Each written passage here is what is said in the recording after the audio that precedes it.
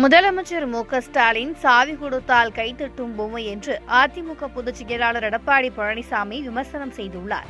தமிழ்நாட்டில் மக்களவைத் தேர்தல் களம் சூடுபிடித்துள்ள நிலையில் அதிமுக மற்றும் கூட்டணி வேட்பாளர்களை ஆதரித்து எடப்பாடி பழனிசாமி பரப்புரையில் தீவிரமாக ஈடுபட்டு வருகிறார்.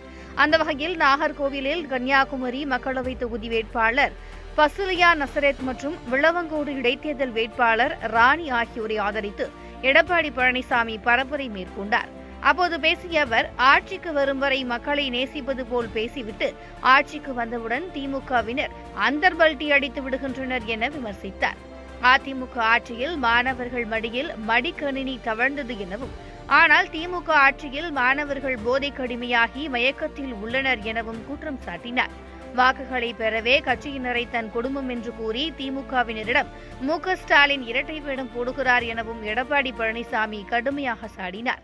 குடும்பம்னா அவர் கட்சியை சேர்ந்தவர்களும் நிர்வாகிகளும் குடும்பமா பாக்குறாராம். சரி, நீ குடும்பமா பாக்குறது நல்லதுதான். நம்ம பேசுறதுக்கு அவர் பதில் சொல்றாரு. எப்ப பார்த்தாலும் எதிர்கட்சி தலைவர் குடும்ப அரசியல் செய்யறான்னு சொல்றாரு. குடும்பம்னா என்னன்னா, குடும்பம்னா திமுகவை சேர்ந்த நிர்வாகிகள் தொண்டர்கள் அனைத்தும் சேர்ந்துதான் குடும்பம் சொன்னாங்க. ரைட், அப்படியே வச்சுக்கலாம்.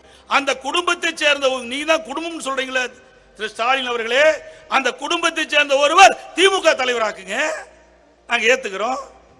அந்த குடும்பத்தை சேர்ந்த ஒருவர் முதலமைச்சரா வர்றதுக்கு நீங்க ஏற்பாடு செய்யுங்க, ஏத்துக்குவாங்க. அதெல்லாம் கிடையாது, அதெல்லாம் கிடையாது. ஓட்டு வாங்கறதுக்கு மட்டும் நிர்வாகிகளும் தொண்டர்களும் குடும்பம் இருக்க வேணுமா?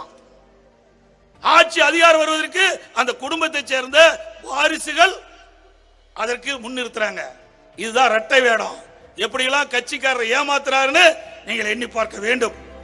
அனைத்து இந்திய அண்ணா திராவிட முன்னேற்ற கழகம். இதனையடுத்து தென்காசி மக்களவை தொகுதி வேட்பாளரான புதிய தமிழகம் கட்சி தலைவர் கிருஷ்ணசாமியை ஆதரித்து எடப்பாடி பழனிசாமி பரப்புரை மேற்கொண்டார்.